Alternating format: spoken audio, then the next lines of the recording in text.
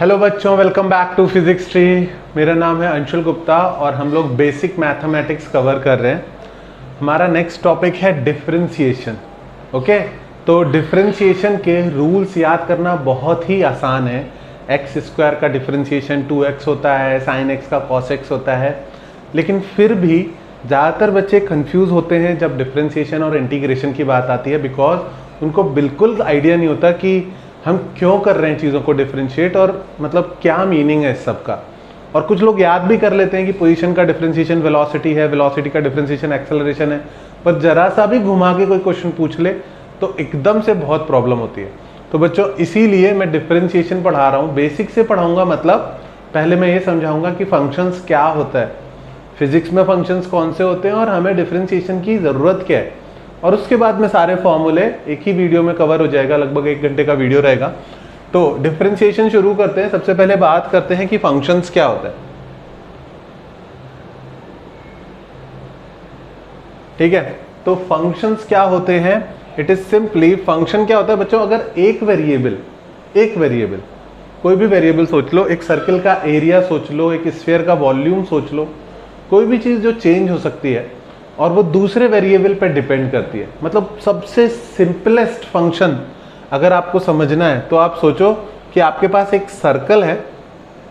Okay, एक circle है और उसकी रेडियस है r, और मैं आपसे पूछूं कि इस सर्कल की पेरीमीटर क्या होगी। ओके, तो आप बोलोगे सर सर्कल की पेरीमीटर होती है p = 2πr। तो यहां पर perimeter is a variable. Perimeter क्या है? एक वेरिएबल है जो किस पर डिपेंड करता है? एक दूसरे variable which is called radius.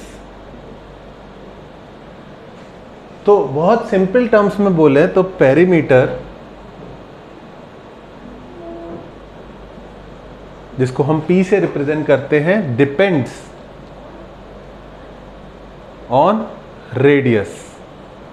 Perimeter किसी भी सर्कल की किस पर डिपेंड करती है? कि सर्कल की रेडियस कितनी है। इसका मतलब, इसका मैथ्स में मतलब क्या बोल सकते हो आप? Perimeter p is a function of radius. Perimeter किसका फंक्शन है? रेडियस का। ठीक है, कैपिटल स्मॉल r से कोई फर्क नहीं पड़ता, जो भी आप वेरिएबल ले रहे हो। अब इसको शॉर्ट में कैसे लिखते हैं? इसको शॉर्ट में लिखते हैं p = fr। ये जो f है, it is short for function. Perimeter is a function of radius. इतनी सी बात है। मतलब आप बहुत छोटी क्लासेस से ही फंक्शंस पढ़ते आ रहे हो, बस आपने तब उनको एज फॉर्मूला लिया था, आपने उनको तब एज अ इक्वेशन सोचा था। आपको ये किसी ने नहीं बताया था कि ये एक्चुअली एक फंक्शन है। तो फंक्शन से बिल्कुल नहीं डरने का, ऐसा नहीं सोचने का कि ये कोई नया मैथ्स का कंसेप्ट है या बहुत टफ होगा।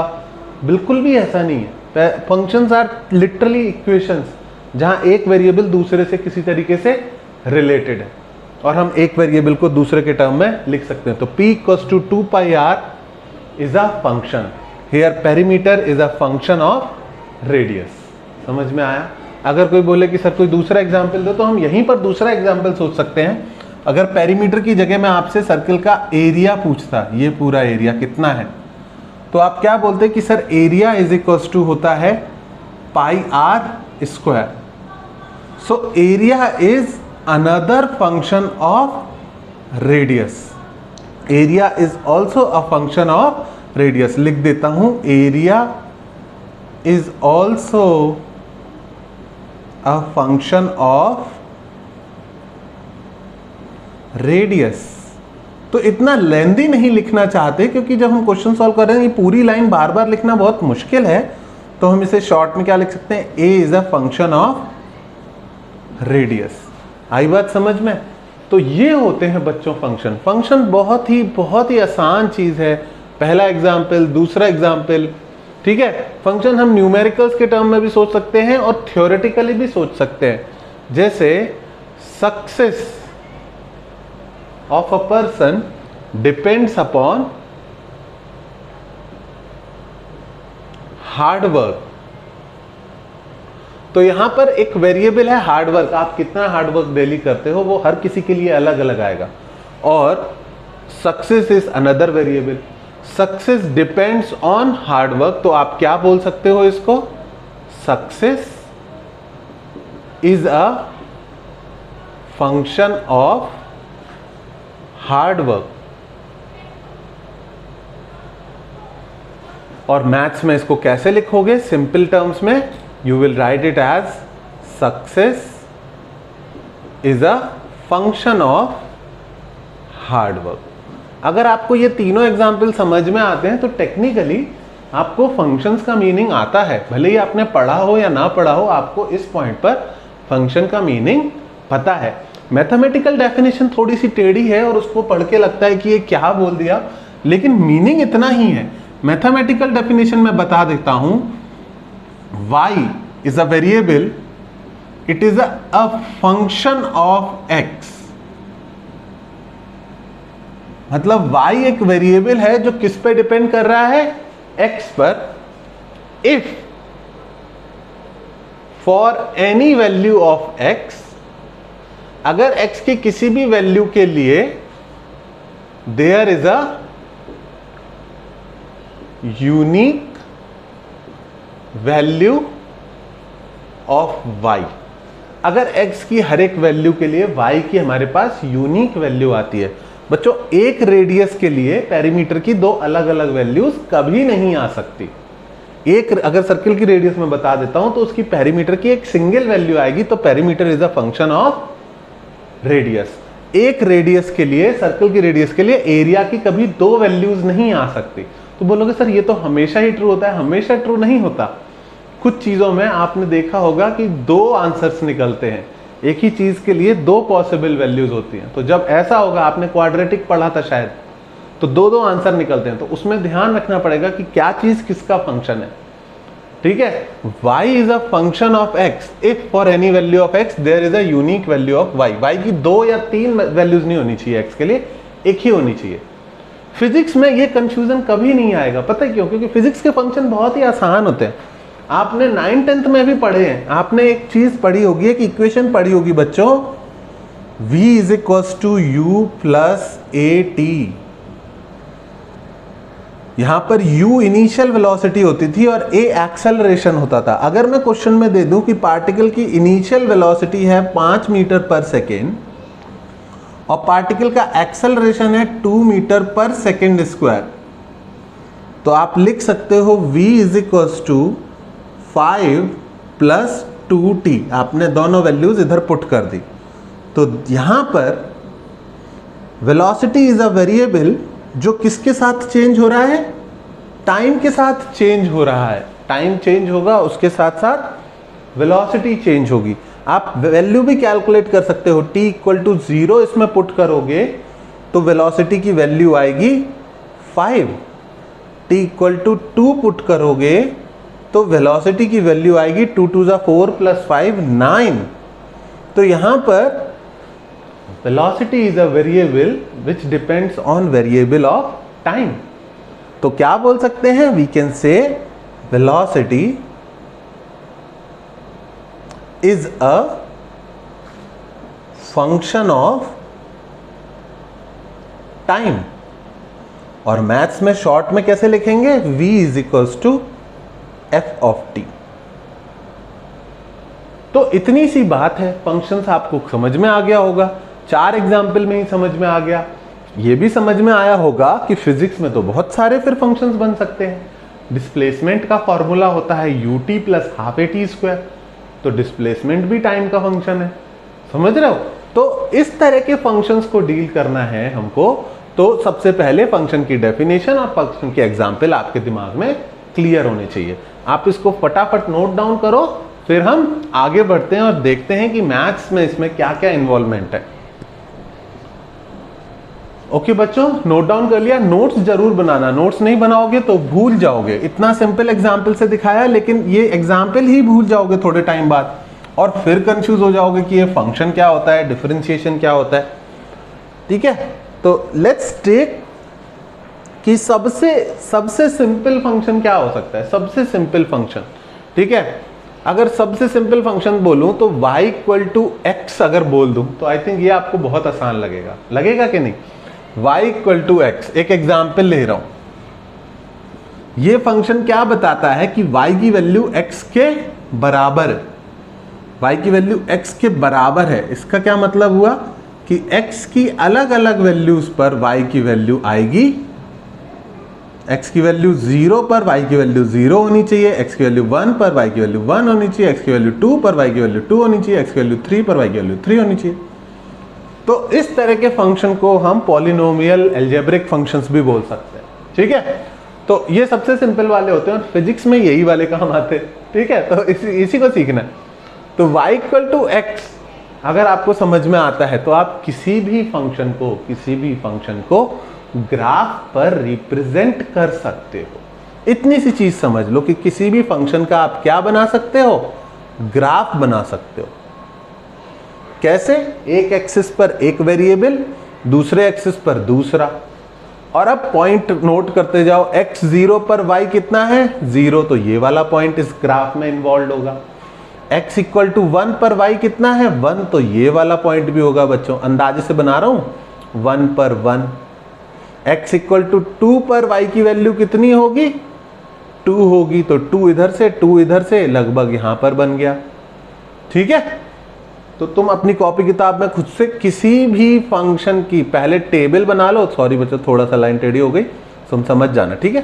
किसी भी फंक्शन को तुम पहले टेबल बना के फिर उसका ग्राफ ड्रॉ कर सकते हो। ये मैथ्स का पार्ट है, अभी हम फिजिक्स में नहीं आए। तो किसी भी फंक्शन की आप टेबल बना सकते हो और टेबल से क्या बना सकते हो, ग्राफ बना सकते हो, ठीक है। अगर मैं चेंज कर दूं, थोड़ा कॉम्प्लिकेट कर दूं, तो थोड़ा सा कॉम्प्लिकेटेड में y is equal to x square ले सकते हैं हम। y equal to x square का ग्राफ कैसा आएगा,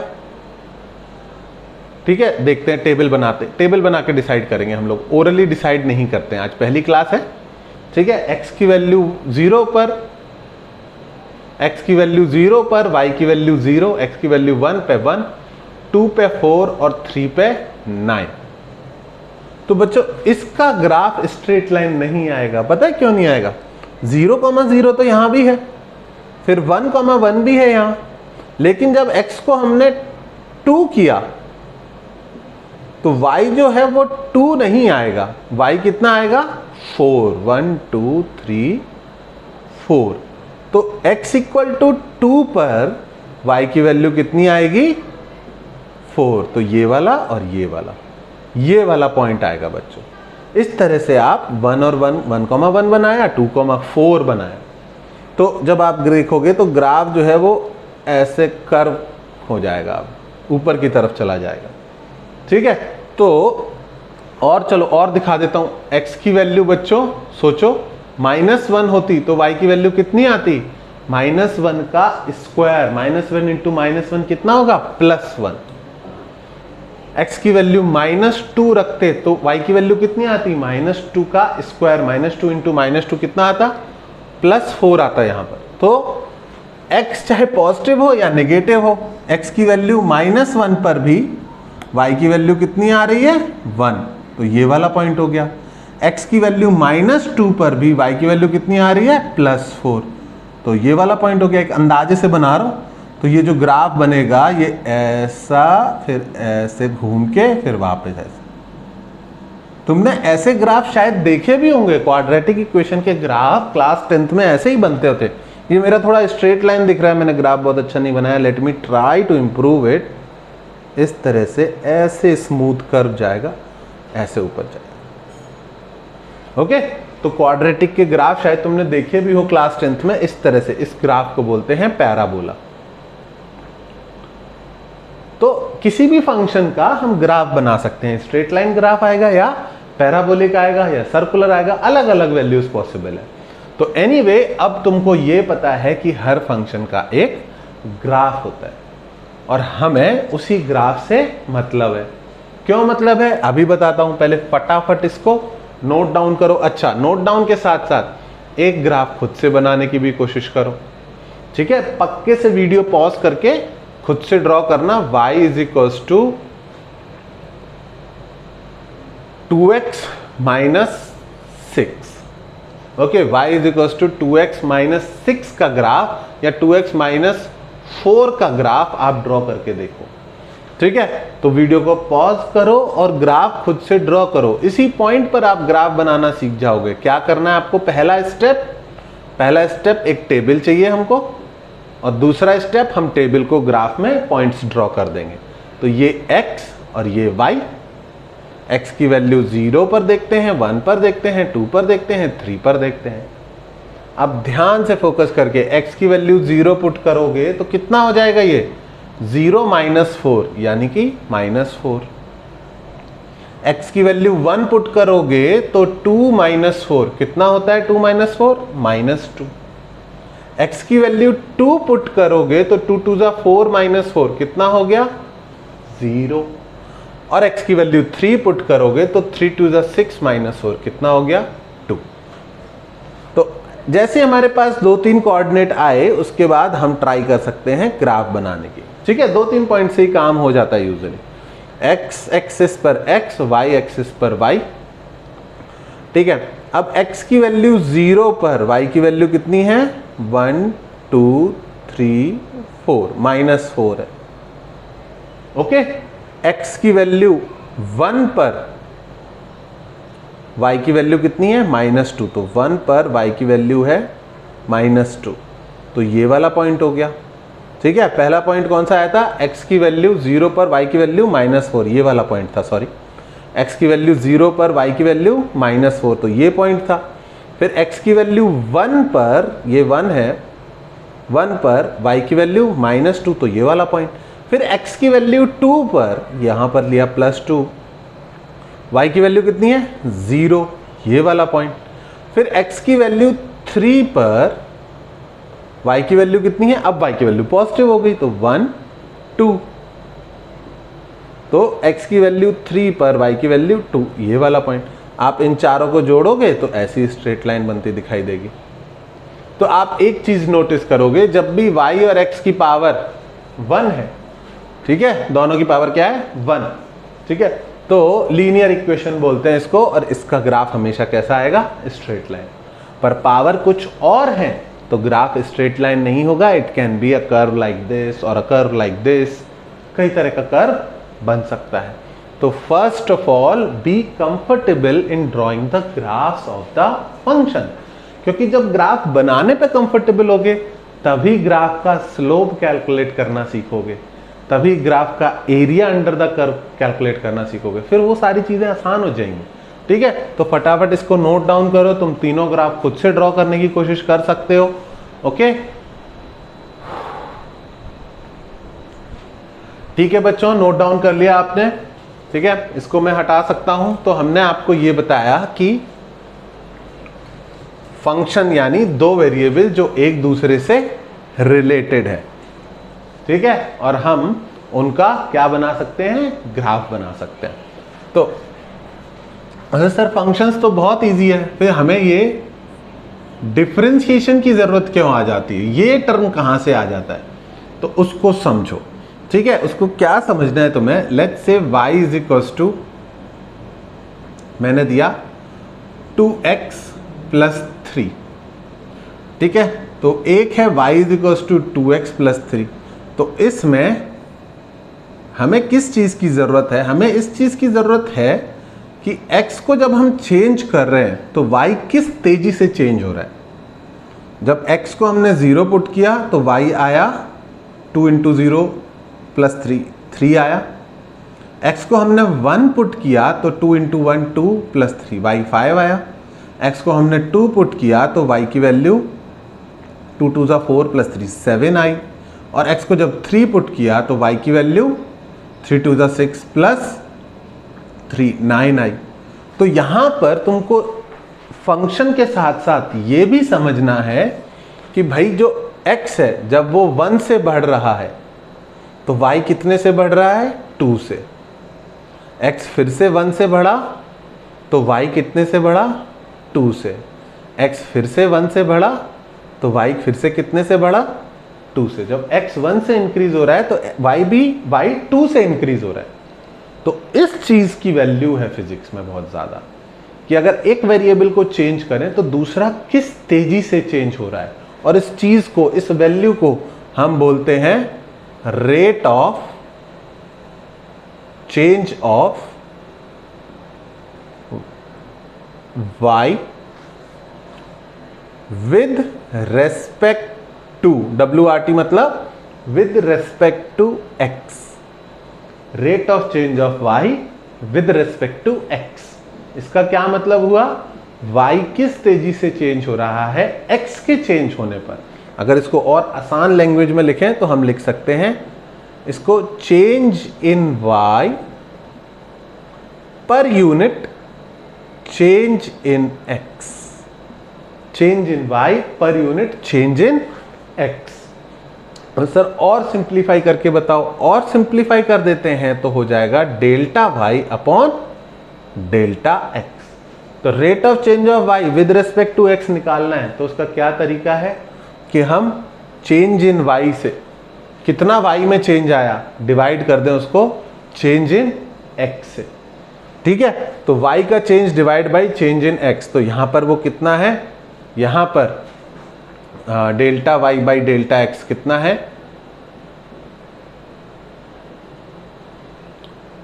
2 अपॉन 1। तो y जो है वो x के डबल से इंक्रीज हो रहा है। Is that clear? इसका मतलब हुआ rate of change of y with respect to x is 2। तो ये हुआ मेरा पहला एग्जाम्पल। तुमको पता नहीं है पर अभी अभी तुमने इस फंक्शन को डिफरेंशिएट कर दिया। इस फंक्शन का डिफरेंशिएशन क्या आएगा 2।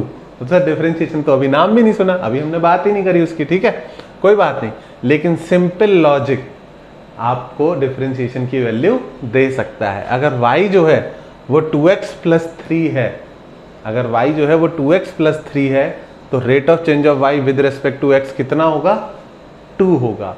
इस प्रोसेस को ही बच्चों क्या बोलते हैं, डिफरेंशिएशन। बस हमारे पास इतना टाइम नहीं है कि हम हर फंक्शन के लिए ऐसे करके देखें, इसलिए हमने इसके कुछ फॉर्मूले बना रखे हैं और उनको यूज करते हुए we will always calculate this thing directly. हम कभी उसके लिए इतनी मेहनत नहीं करेंगे। लेकिन जब ना किसी काम का शॉर्टकट मिलता है ना, तो उससे पहले उस काम का रियल तरीका देख लेना चाहिए, क्योंकि जब आप रियल तरीका देखते हो ना तो आप उस शॉर्टकट की वैल्यू करते हो। तो इसलिए मैं एक फंक्शन बना रहा हूं, तुम उसकी टेबल बनाओगे और फिर तुम क्या कैलकुलेट करके दिखाओगे, rate of change of y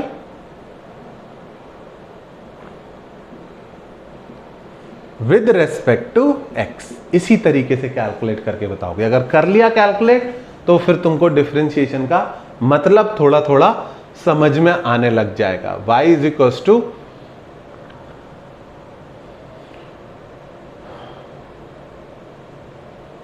3x minus 3x plus 5। ठीक है, मैंने एक फंक्शन दे दिया y equal to 3x plus 5। तो मैं क्या बताना है, तुम्हें मुझे बताना है कि rate of change of y with respect to x कितना आ रहा है। तो मैं आपको 1 मिनट का टाइम दे रहा हूं। ठीक है, एक्चुअल में 1 मिनट के टाइम की जरूरत नहीं है, you can pause it and solve it right now.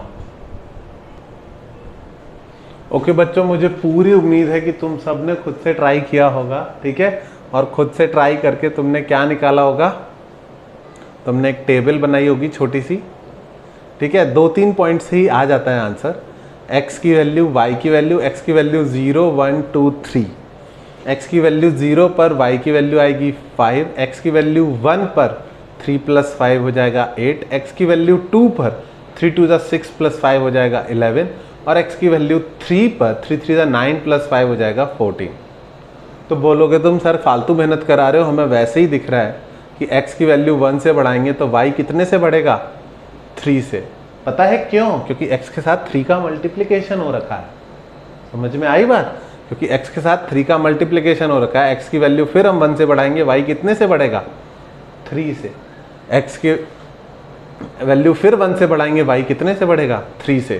तो सर ये तो बहुत ही आसान है, x के साथ जिस नंबर का मल्टीप्लाई हो रखा हो, rate of change of y with respect to x, वही नंबर आएगा।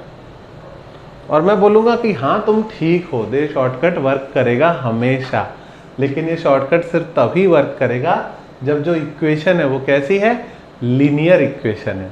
तो सर इसको लीनियर इक्वेशन क्यों बोल रहे हो? बेटा इस तरह की इक्वेशन का ग्राफ हमेशा स्ट्रेट लाइन आता है। अगर तुम इसको ड्रॉ करके देखोगे ना तो हमेशा स्ट्रेट लाइन ग्राफ आएगा, और स्ट्रेट लाइन ग्राफ में रेट ऑफ चेंज हमेशा सेम रहती है। स्ट्रेट लाइन ग्राफ में रेट ऑफ चेंज हमेशा सेम रहती है। अगर आप x को 0 पुट करते, ठीक है, x को 0 तो y की वैल्यू 5 आती, फिर आप x को 1 पुट करते तो y की वैल्यू 8 आती, x को 2 पुट करते y की वैल्यू 11 आती। इतना ऊपर तक ग्राफ जगह नहीं है मेरे पास, लेकिन ठीक है।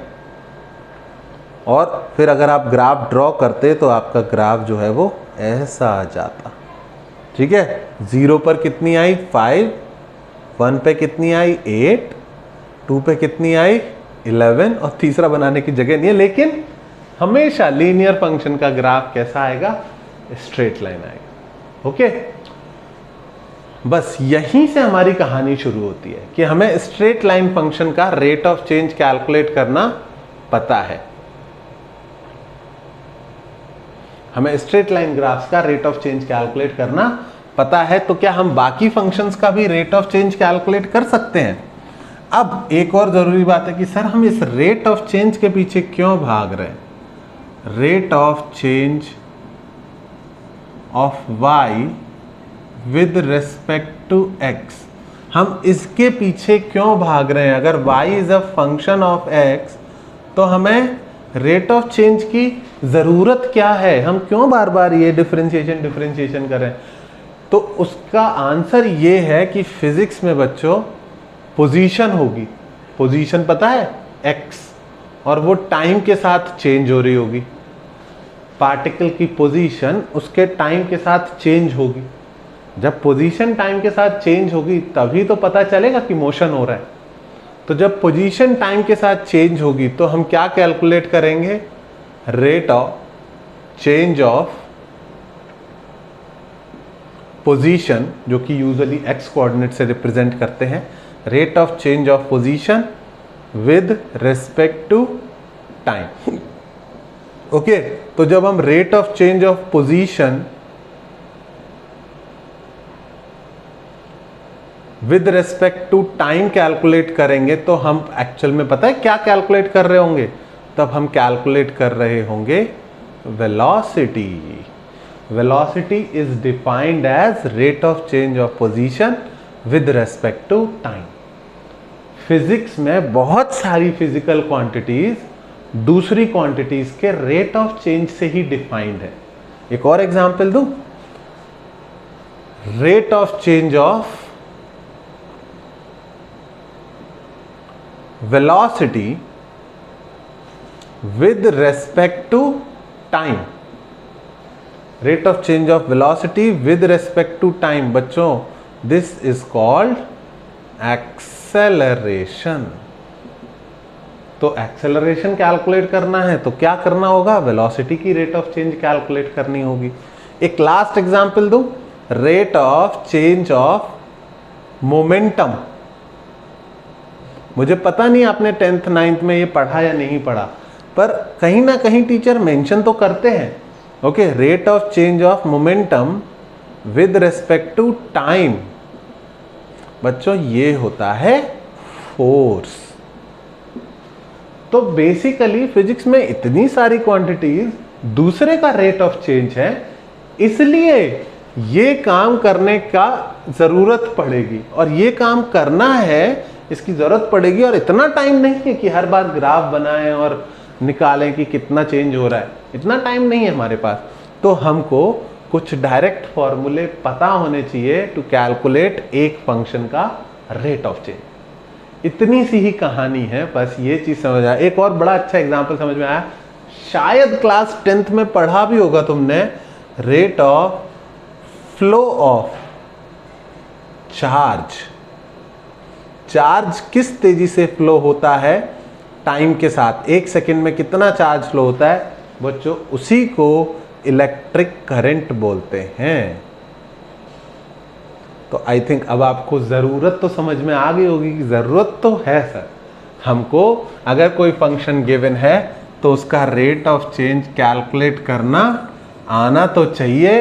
डेफिनेटली ये काम आएगा और तरीका हम आज सीख लेंगे। Is that clear? तरीका आज मैं सिखा दूंगा। तो एक बार इसको अगर नोट डाउन करना है तो नोट डाउन कर लो, उसको तो नोट डाउन कर ही लो। ठीक है, ये कुछ एग्जाम्पल्स हैं, ऐसे बहुत सारे फंक्शंस हैं। ठीक है, इसको हटा दूं हम। ठीक है, ऐसे बहुत सारे फंक्शंस हैं, but the best part is कि डिफरेंशिएशन के फॉर्मूला बहुत इजी है। डिफरेंशिएशन के फॉर्मूले हद से ज़्यादा इजी है। ठीक है, मैं तुम्हें समझाने की कोशिश भी करता रहूँगा जब मैं फॉर्मूला बताऊँगा। ठीक है, तो मैं एक्सप्लेन भी करता जाऊँगा कि इसका ये क्यों है, उसका वो क्यों है, पर at the end of the day 8-10 फॉर्मूले हैं और तुमको याद करने पड़ेंगे क्योंकि प्रूफ याद नहीं रहेंगे। तो if y is a function of x, अगर y x का फंक्शन है तो हमें निकालना है rate of change of y with respect to x. Okay, if y is a function of x and we are interested in calculating rate of change of y with respect to x, तो तुम्हें समझना है कि हम calculate जो कर रहे हैं क्वांटिटी है, भगवान, हम जो कैलकुलेट कर रहे हैं क्वांटिटी उसको हम कैसे लिखेंगे। इतना लंबा नहीं लिख सकते बच्चों, इतना लेंदी लिखेंगे तो बड़ा कंफ्यूजन हो जाएगा। तो हम इसको लिखेंगे f डैश x। ओके, हम इसको क्या लिखेंगे? If this is a function, इसका रेट ऑफ चेंज को बोला जाता है डेरिवेटिव ऑफ फंक्शन। क्या बोला जाता है? Derivative of function. Derivative of fx। ठीक है, तो अगर हमारे पास कोई फंक्शन है तो हमें से उसका डेरिवेटिव कैलकुलेट करना आना चाहिए। Is that clear? तो सबसे simple function y is equal to, पहले लिया था y इक्वल टू x, उससे भी सिंपल है if y is a constant. अगर बच्चों y की वैल्यू कांस्टेंट है, समझने की कोशिश करना एग्जांपल से, y इज इक्वल टू 10 है। ओके, इफ y इज 10 तो क्या x को चेंज करने पर y चेंज होगा? अगर कोई क्वांटिटी कांस्टेंट ही है तो दूसरे वेरिएबल को चेंज करने से क्या उस पर कोई फर्क पड़ेगा? नहीं पड़ेगा। तो if y is constant then rate of change of this y, ठीक है, f dash x will be equal to 0। तो हमने लिखा y is a function of x, but actual में वो क्या है? कांस्टेंट है, it's a number. y equal to 10 है, यहाँ पर x आया ही नहीं। तो तुम बोल सकते हो सर ये तो फंक्शन ऑफ x हुआ ही नहीं। हाँ सही बात है, y x पर डिपेंडेंट नहीं है। तो ऐसे ही समझ लो, if y is a constant then rate of change of y with respect to x will be 0। एक और चीज, इसको रिप्रेजेंट करने के लिए हम dy बाई dx का टर्म यूज करते हैं। यहां पर dy क्या है? यहां पर dy is a very small change in y and dx क्या है? A very small change in x। थोड़ी देर पहले हमने देखा था जब रेट ऑफ चेंज निकाला था तो आंसर क्या आया था? Delta y by delta x आया था। यही आया था, change in y per unit change in x। तो delta y by delta x average value के लिए है, एवरेज वैल्यू जब निकालनी हो, और dy बाई dx जब एग्जैक्ट उसी इंस्टेंट पर वैल्यू निकालनी। देखो आपसे पूछा जाए कि आपकी इस साल की एवरेज अर्निंग क्या है, तो आप पूरे साल की अर्निंग लोगे, है ना, और डिवाइड करोगे पूरे साल के दिन से। लेकिन आपने हर दिन इक्वल पैसे तो नहीं कमाए ना। अगर किसी दिन की इंस्टेंटेनियस अर्निंग पूछी जाए तो आप उसी दिन की अर्निंग लोगे और उसी दिन के टाइम से डिवाइड करोगे। समझ में आ रही बात या नहीं? ठीक है, तो एवरेज वैल्यू होती है तो हम टोटल चेंज लेते हैं, total change in y divide by total change in x करते हैं जब एवरेज वैल्यू पूछी जाए। और जब एग्जैक्ट उसी इंस्टेंट की वैल्यू पूछी जाए, उसी दिन की वैल्यू पूछी जाए, उसी सेकंड की वैल्यू पूछी जाए, उसी मोमेंट की वैल्यू पूछी जाए, तो हम इंस्टेंटेनियस की बड़ी वैल्यूज की जगह कौन से चेंजेस लेते हैं? Very very small change in y upon very very small change in x। तो उसी पॉइंट पर रेट ऑफ चेंज पता चल जाती है। Is that clear? ठीक है, तो इसके बारे में चिंता मत करना, इसको भी हम आगे पढ़ेंगे। ठीक है, अभी के लिए आपको क्या समझना है कि if you have a function and the function is constant, तो उसका डेरिवेटिव कितना आएगा? 0। ठीक है, second, if y is some constant into x, यहां पर k जो है वो कांस्टेंट है। तो ये केस हमने देखा अभी कौन सा देखा? हमने पहले किया इसका एग्जाम्पल जब y इक्वल टू x था, जब y की वैल्यू x के बराबर थी। अगर y की वैल्यू x के बराबर है तो हम जब भी x को 1 से बढ़ाएंगे तो y कितने से बढ़ेगा? 1 से। तो इस केस में इफ y की value, if y is a function of x and that function is x only, then rate of change of y with respect to x कितनी आएगी? 1। If y is another function of x और उसकी value कितनी है? 2x, तो rate of change of y with respect to x कितनी आएगी? 2, क्योंकि हमने देखा था x अगर 2 से मल्टीप्लाई हो रहा है, x को 1 से बढ़ाओगे तो y कितने से बढ़ेगा? 2 से। तो जनरल फॉर्मूला क्या बन जाएगा यहां पर?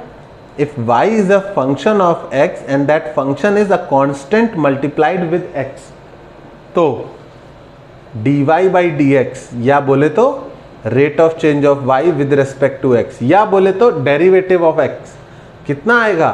Only that constant। इस केस में x को 1 से बढ़ाने पर y बिल्कुल नहीं बढ़ेगा तो 0, और इस केस में x को 1 से बढ़ाने पर y कितने नंबर से बढ़ेगा? k जो भी नंबर से मल्टीप्लाई हो रहा है उससे बढ़ जाएगा।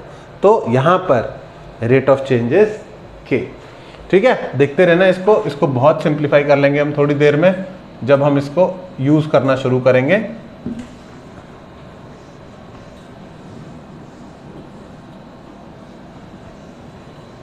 ठीक है, तीसरा example is y is equals to x की पावर n।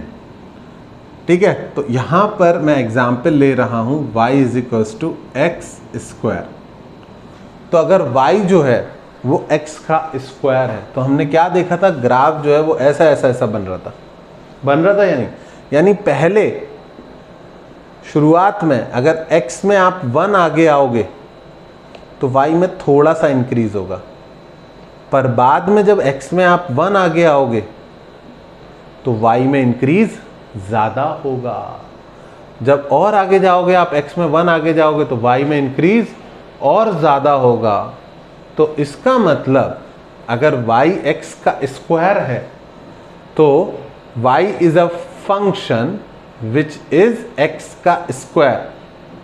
तो dy बाई dx यानी rate of change of y with respect to x, जिसको हम डेरिवेटिव ऑफ फंक्शन भी बोल सकते हैं, इसकी वैल्यू कोई कांस्टेंट वैल्यू नहीं आएगी, इसकी वैल्यू भी एक नया फंक्शन होगी, इसकी वैल्यू भी एक नया सेट ऑफ वेरिएबल्स होगी। देखो बच्चों, जब rate of change of y with respect to f constant थी तो वो 0 थी या फिर वो किसी नंबर के बराबर थी। जब ये ग्राफ स्ट्रेट लाइन होगा तो ये वैल्यू 0 होगी या किसी नंबर के बराबर होगी। x को 1 बढ़ाने पर y 2 बढ़ता है, x को 1 बढ़ाने पर y 5 बढ़ता है। पर इस केस में x को 1 बढ़ाने पे कभी y 1 से बढ़ता है, कभी 2 से बढ़ता है, कभी 4 से बढ़ता है, कभी 10 से बढ़ेगा। समझ में आ रही है बात? तो रेट ऑफ चेंज जो है वो भी एक नया फंक्शन ऑफ x होगी, और x स्क्वायर का रेट ऑफ चेंज होता है 2x। x की पावर, अगर इसकी जगह y is equals to f x is equals to x का क्यूब ले लेते हैं तो रेट ऑफ चेंज होता है 3x स्क्वायर। इसका प्रूफ मैं बताता हूं, लेकिन जब भी मैं बताता हूं बच्चे वहीं पर बोलते हैं सर ये तो बहुत खतरनाक है, और ये खतरनाक है नहीं, इसका यूज केस बहुत आसान है। इसलिए I would actually humbly request you to accept this one for me. मैं इसका प्रूफ अलग से पोस्ट कर दूंगा नेक्स्ट वीडियो में, लेकिन वो 5 मिनट की वीडियो प्रूफ कर दूंगा, लेकिन believe me in my experience this is something जो आपको याद रखनी पड़ेगी। dy by d x, rate of change of y with respect to x कितना है, जो भी पावर है वो पावर आगे लगा दो, इंटू x की पावर n-1 कर दो। ओके मतलब मुझे बिल्कुल पसंद नहीं आता जब मैं बोलता हूं कि मैं ये प्रूफ नहीं बताऊंगा, लेकिन कुछ जगहों पर टीचर भी मजबूर हो जाते हैं। ऑनलाइन क्लासेस चल रही है, जैसे ही बोरिंग और टफ होगा आप बोलोगे ये टॉपिक टफ लग रहा है मुझे, मैं आगे बढ़ जाता हूं, और इसको छोड़ सकते नहीं तुम। अगर इसको छोड़ दिया तो बहुत बुरे फंस जाओ। तो बस ये 3 फॉर्मूले हैं, ठीक है, इनको एक मिक्स करके एक और बन जाएगा, if y is some constant k1 into x की power n plus some other constant k2। ठीक है, तो ये इन सबको मैंने मिक्स कर दिया जितने लिखे थे। तो dy बाई डी एक्स कितना होगा, पहले कांस्टेंट को एज इट इज रखो और x की पावर n को डिफरेंशिएट कर दो, n इंटू एक्स की पावर n-1, और दूसरा कांस्टेंट अकेला है, x के बढ़ने से यहाँ कोई असर नहीं पड़ेगा, तो इसकी वजह से कोई असर नहीं पड़ेगा डिफरेंशिएशन पे। तो ये हो गया। थोड़ा सोचना, if y is equals to 3x square plus 5 है, okay, y equals to 3x square plus 5 है, तो जब x चेंज होगा तो इससे मल्टीप्लाई होगा और कोई बड़ी वैल्यू आएगी, पर 5 का y को चेंज करने में कोई रोल नहीं होगा, क्योंकि 5 तो हर बार 5 ही रहेगा और ऐड होगा। तो इस केस में dy by d x is 3 into x square का डिफरेंशिएशन। एक्स स्क्वायर का डिफरेंशिएशन कितना होता है, 2x प्लस 5 का डिफरेंशिएशन कितना हुआ, 0। तो आंसर आया 6x। एक्चुअली सिर्फ इतने 4 फॉर्मूले से पहले 6 चैप्टर फिजिक्स के निकल जाएंगे। पहले 6 के बाद ही आपको देखना पड़ेगा कि sine x, cos x, trigonometry वगैरह का डिफरेंशिएशन आएगा। तो मेरी मानो तो इन 4 को यूज करना अभी सीख लेते हैं, और then I will teach you the trigonometric function also and everything else also. पर इतना करने से अपना काम हो जाएगा, ठीक है। अभी के लिए you will be ready to attend classes.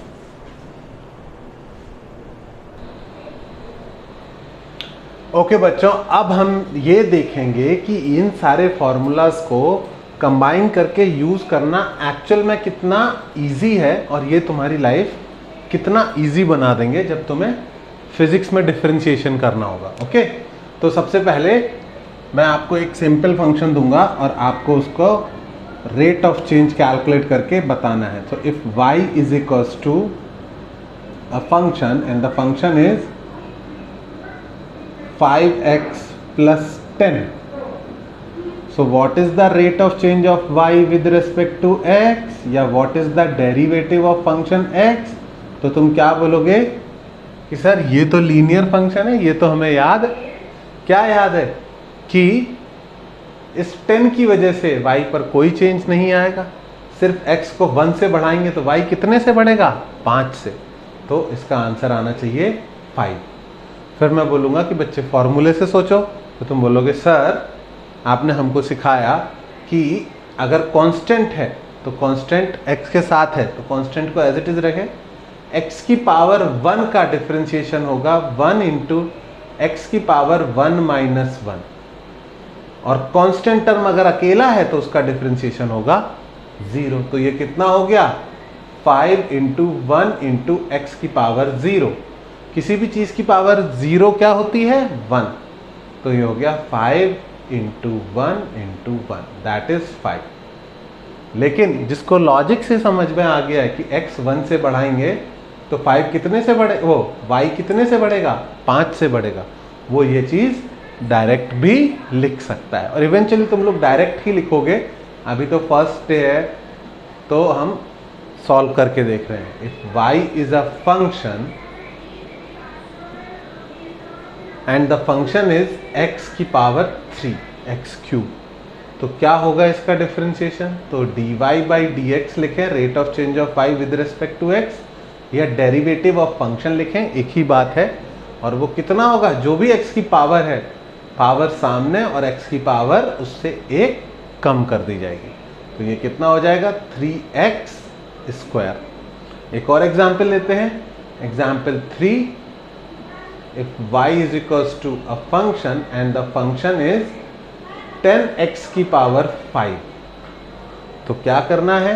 इसका डेरिवेटिव यानी rate of change of y with respect to x कैसे कैलकुलेट करना है? अगर कांस्टेंट x के साथ है तो कांस्टेंट को एज इट इज रखना है, x की पावर 5 का डिफरेंशिएशन, तो वो हो जाएगा 5 इंटू एक्स की पावर 5 माइनस 1, यानी 10 इंटू 5 एक्स की पावर 4, तो ये हो गया 50x की पावर 4। आया समझ में? ठीक है, बहुत ही इजी है। नेक्स्ट एग्जाम्पल ले लेते हैं, y is equals to fx where function is 100x की पावर 10, तो dy बाई डी एक्स यानी rate of change of y with respect to x या डेरिवेटिव ऑफ फंक्शन कितना आएगा? कांस्टेंट को एज इट इज रखो, x की power 10 को डिफरेंशिएट करो, 10 इंटू एक्स की पावर 10 माइनस 1, कितना आया?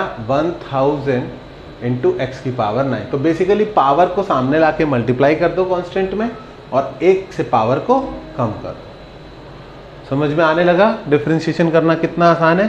फटाफट इसको नोट डाउन करो और मैं और एग्जांपल्स देता हूं आपको। ठीक है, तो अभी तक मैंने सॉल्व करके दिखाए, अब आपको खुद से सॉल्व करने हैं। मैं बस लिखता जाऊंगा फंक्शंस और आप डिफरेंशिएट करते जाना। ठीक है,